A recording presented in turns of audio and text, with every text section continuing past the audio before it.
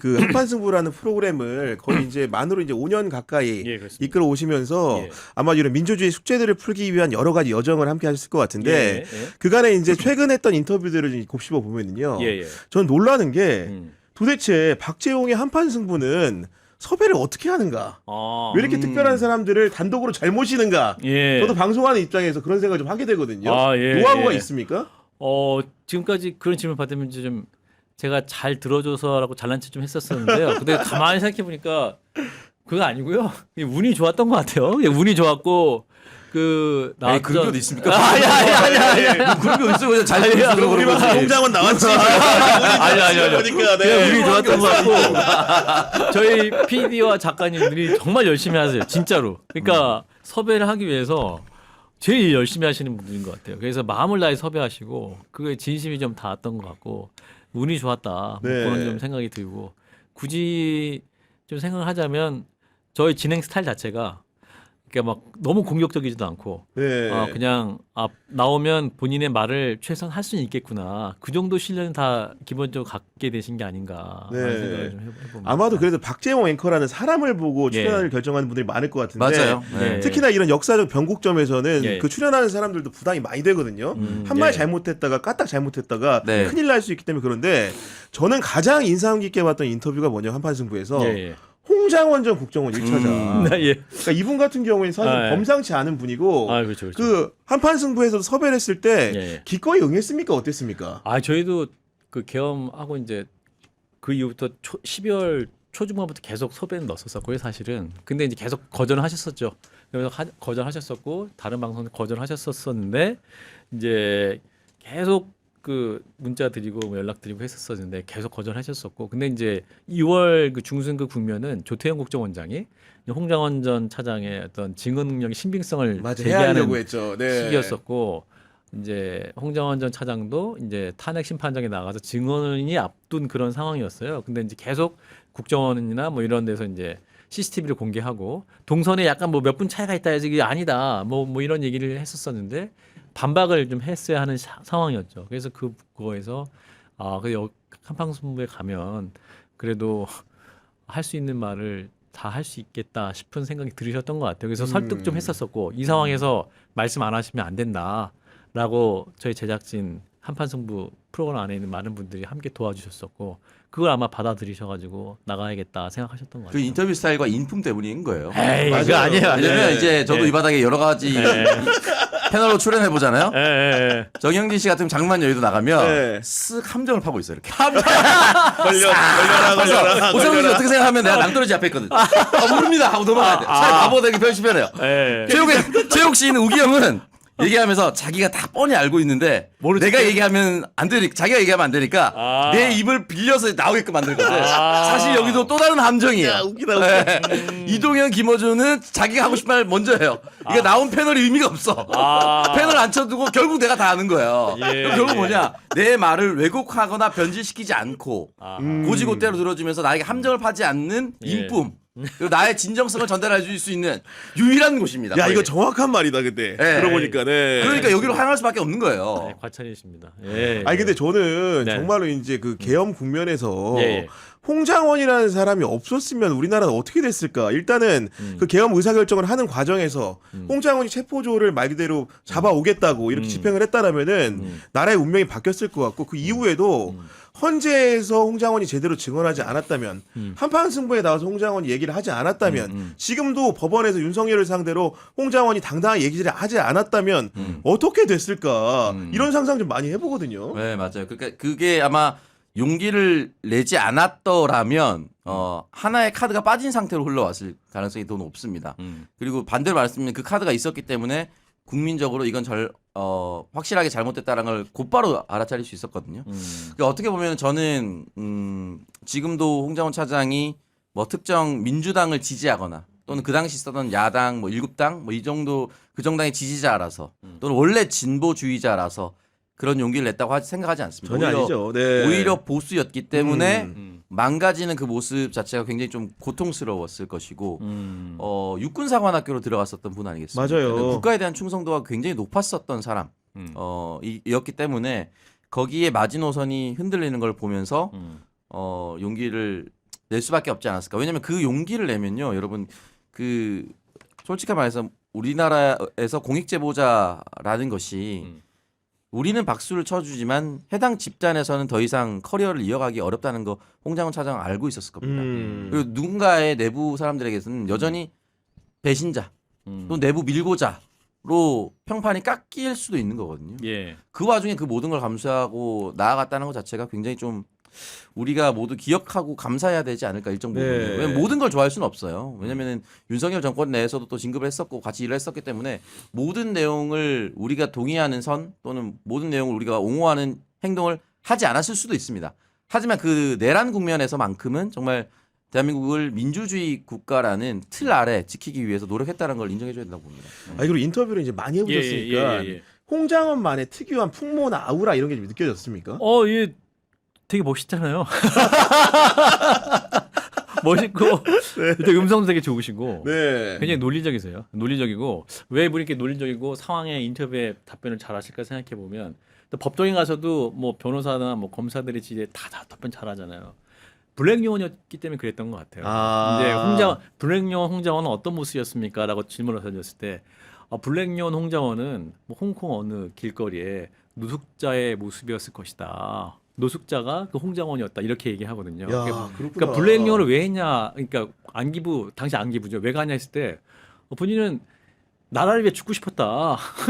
근데 이게 육사 졸업하고 그냥 일반 엘리트 장교에게 갔을 때 전쟁 상황이 거의 이제 일어나지 않을 가능성이 많아 보였고 그게 좀 약간은 나라를 위해 목숨을 건다는 상황이 별로 없는 거예요. 근데 안기부 그쪽 가니까 여기 진짜 위험한 임무 하거든. 진짜 사선을 넘나들거든. 그래서 지원한 거예요. 안기부 간 거예요. 특채가. 네. 그래서 블랙 요원도 안기부 안에서도 국정원 안에서도 블랙 요원이 제일 위험한 걸 하는 것이고. 그래서 보면 그 국정원 출신 내에서 보면 그 블랙 요원 재직 중에 현장 특진을 한 사람은 최초였다고 하더라고요. 현장 특진이 처음이다. 그 현업을 하면서 지금 처음이었던 거고 저는 이제 개헌 국면에서 홍장원 전 차장 역할이 제일 컸던 이유 중에 하나는 이분이 굉장히 똑똑하거든요. 그리고 굉장히 샤프해요. 그리고 상황 판단이 뛰어난 분이거든요. 만약 이분이 윤 전 대통령 측에 서서 방첩사 지시를 따르고 했었으면 맞아요. 정말 일사불란하게 국정원 조직도 동원이 돼서 상황 통제가 쉽게 더 됐을 겁니다. 맞아요. 근데 국정원이 개입을 안 했어요. 국정원 조직을 살린 거고 그래서 나중에 이제 딱 보면 이거 개헌 왜 이렇게 허술하게 됐어 했던 건 중요한 퍼즐 하나 빠졌던 거죠. 국정원이 개입을 안 했던 거고 홍장원 차장이 그 협조를 안 했기 때문에 잘 돌아가지 않았던 겁니다. 그래서 중요한 퍼즐이 빠졌기 때문에 계엄이 실패했던 거고 그 조갑재 TV의 조갑재 대표가 이렇게 허술한 계엄이 어딨냐. 네. 사실은 쿠데타 하려면 목숨 걸고 해야 되는 거죠. 사실은 목숨 걸고 하는 건데 목숨 걸고 해야 하는 상황 치고 너무 허술하게 진행했다. 이거는 국정원이라는 조직이 함께 하지 않았던 것이고 홍장원 차장이 딱 듣고 이거 하면 안 되겠다고 딱 끊어서 11시 그때부터 끊었기 때문에 이게 국회도 역할을 할 수 있었던 것이고 저는 나라를 구했다라는 표현을 많이 쓰시는데 저는 중요한 증언뿐만 아니라 정말 실제로 그런 것 같아요. 네. 국회의 증언뿐만 아니라 계엄이 작동하지 못하도록 했던 중요한 이유 중에 하나는 가장 또 일사불란하게 움직이고 있어도 국정원 조직이 함께하지 않았다. 그게 가장 중요한 포인트라고 생각합니다. 네, 정말로 10분 동의하는 바이고 예. 그리고 이제 박재홍 앵커께서 만나셨던 분들 예. 중에 또 인상 깊은 사람은 누구냐면 예. 명태균 씨가 아닐 수 있는데 예. 왜냐면은 지금 곱씹어 보면은 예. 윤석열 몰락의 신호탄은 예. 명태균 게이트가 맞긴 맞는 것 같아요. 맞죠. 근데 그 명태균 씨를 만나고 나서 수리한 책을 제가 내용을 보니까 예. 인상 깊었던 부분이 뭐냐면은 그를 만났더니 예. 인정 욕구가 느껴졌다. 예. 그 말에 굉장히 제가 탐복을 했거든요. 네네. 어떤 느낌을 받았기 때문에 이런 기술을 한 겁니까? 그러니까 이제 명태균 씨를 딱 이제 명태균 얘기하고 막 하고 뭐 했지만 계속 이제 기자들 취재만 듣다가 보니까 이거 직접 만나봐야겠다. 만나보면 근데 왠지 금요일 날 딱 방송 끝내고 이 사람한테 전화 한번 해볼까 하고 내 만나러 갈까 하고 한번 제안해보자 했더니 딱 통화했더니 이분이 뭐 저 같은 사람 만나러 오려고 하세요? 막 이러는 거예요. 그러니까 무슨 저 같은 사람이세요 지금 대한민국 뉴스의 중심이신데 가서 이런저런 얘기 한번 가서 직접 들어도 될까요? 했더니 괜찮아요. 들을 거 없어요. 막 하더니 지금 제 집 앞에 기자들이 진을 치고 있어요. 막 이렇게 얘기하시는 거예요. 그래서 집에서 밥 나가지도 못하는 상황이다 이러시는 거예요. 그래서 그래도 또 저는 또 진행자니까 또 다를 수도 있다. 한번 내려가서 만나고 싶다 그랬더니 아이 그럼 내일 아침 일찍 와갖고 오후에 올라가세요 이러는 거야. 아 배려. 배려. 아 그러니까 뭐 아침 일찍 아이 뭐 오후에 또 뭐 어디 기자가 뭐 본다고 하니까 아니 아침 그 새벽같이 오셨다가 그 점심 먹고 올라가세요 막 이러는 거야. 그래서 내가 아 오케이 하고 제가 봤더니 그 다음날 새벽 5시에 가는 차가 있더라고. KTX. 네. 그래서 쭉 타고 내려갔죠. 딱 갔더니 명태균 씨가 8시 30분이었나? 딱 8시였나? 도착하니까 지금 역 앞에 창원역 앞에 나와 있으니까. 야, 명태균 씨 마중 나왔어요 그때. 이거 드라이브 그 라이드 나왔어요. 아 직접? 직접 나왔어요. 야. 그래가지고 라이드 다른 나와서 기자들은 집 앞에 벌벌 떨고 있는데. 저기서 막 계단 앞에 있고 계단 1, 계단 2 뭐 이렇게 있는데 그 차 끌고 나와가지고 앞에 있으니까 오시라고 딱 찾더니 그 명태균 옆에 딱 앉아 있는 거예요. 딱 드라이브 하면서 창원 산담 보여주고 창원 시티 투어 버스. 개인적으로 함께하는 창원 시티 투어 버스 해군 상한학교 보여주고 막 지내 네. 내년 봄에 벚꽃 보러 오세요 막 얘기하고 군항제 얘기하고 뭐 하면서 했는데 이분이 이제 자기는 원래는 그냥 시골에 내려와가지고 그냥 촌에서 그냥 평범하게 살고 싶었다. 근데 뉴스에 나오니까 네. 자기네들 왜곡하니까 자기 역할 있는 그대로 얘기하고 싶었다. 나 사기꾼 아니다 하면서 막 풀어내는 거다. 그랬군요. 계속 막 얘기하는 거예요. 그래서 이분이 자기가 한 역할만큼은 인정받고 싶다. 그러니까 뭐 누구 A 정치인 아이고 집에 들어오지 못했어요. 아크로비스타 1층에 빵집에만 있던 사람이야. 네. 김영산 어딜 들어와? 아크로비스타 1층 거기 그러니까 빵집에서 기다리고 있으면 제가 나는 너 집에 데리고 가지. 나왔어요. 네. 나는 집 안에 있었던 사람이야. 막 하면서 얘기를 하는 거예요. 뭐 강아지 얘기도 하고 뭐 집안 내부 구조 내 그려봐요. 하면서 막뭐 그러는 거예요. 그러셨군요. 하면서 어떤 본인이 정말 옆에 있었고 윤석열 전 대통령이 후보 당시에 모든 중요한 결정을 나와 함께 했었다. 이거를 세상에 알아주기를 원하는 거예요. 그러니까 그랬군요. 그래서 국민의힘 입당 결정 그 아침에도 나랑 통화해서 내가 어떻게 하라고 얘기까지 했다. 그 얘기를 이제 한판승부에서 얘기했었고 단독 보도 나갔었고. 맞아요. 네. 그 인정받고 싶었던 것 같아요. 이 나중에 이제 원래는 그냥 가만히 베일에 쌓이고 싶었는데 뉴스토마토 보도를 통해서 세상이 드러난 거 아니에요. 그러니까 이왕 드러난 거 제대로 인정받고 싶다. 네. 그런 생각을 했던 거죠. 아니 근데 네, 말씀하세요. 아니 그 사실은 그 뒤에서 활동하는 사람들은 이제 그 이유가 자기가 약간 정말 숨겨진 절대 고수인 걸 원하는 거죠. 근데 막 와서 조아리고 대신에 돈 벌어야죠. 근데 이걸 안 챙겨주면서부터 시작된 거죠. 사실은 그렇지. 인정이라도 해주거나 돈이나 제대로 잘 챙겨줬어야 되는데 안 해준 거. 예전에 김건희 씨가 민주당 성비 터졌을 때 보수는 돈을 주니까 막는다 이런 녹취가 공개된 적이 있습니다. 지금 따지면 김건희 씨는 진보주의자예요. 돈을 안 챙겨줬습니다. 돈을 끝까지 안 챙겨줬습니다. 저는 공천 개입이나 이런 거 하면 당연히 안 되죠. 했으면 줘야죠. 안 줬던 겁니다. 그러니까 이제 나를 바보로 만들죠. 일단 첫 번째 돈도 안 주죠. 이러니까 M1 이제 김영선을 쿠션 쳐가지고 대비로 지금 현재까지 이제 각각 지형 5년 구형이 됐지만 그걸로 그런 걸로 다 시작됐다고 봅니다. 예. 아니 근데 사실은 당시로 시계추를 돌려보면은 명태균 씨를 인터뷰하겠다고 내로라는 사람들이 다 달려들어. 기자들은 말할 것도 없고 일단 뭐 예를 들면 뉴스공장이 주진우 선배도 그러했고 내려갔죠. 그다음에 이제 그 취재 편의점의 장윤선 선배도 그러했고 맞아요. 그리고 박재용 선배도 이제 직접 내려가서 이렇게 인터뷰를 하신 건데 사실은 저는 이제 명태균의 인터뷰를 직접 하지는 않고 전화로만 해봤고 남의 인터뷰를 본 입장에서는 이분이 인터뷰를 자기 페이스대로 하려고 하는 사람이기 때문에 맞아요. 그거 조절을 잘못하면은 그렇죠. 얘기가 산으로 갈 가능성이 높은데 굉장히 많은 얘기를 들었거든요. 보면은. 그렇죠. 그러니까 뭐 얘기를 그날도 창원 내려가서도 이분과 한 8시간을 같이 있었어요.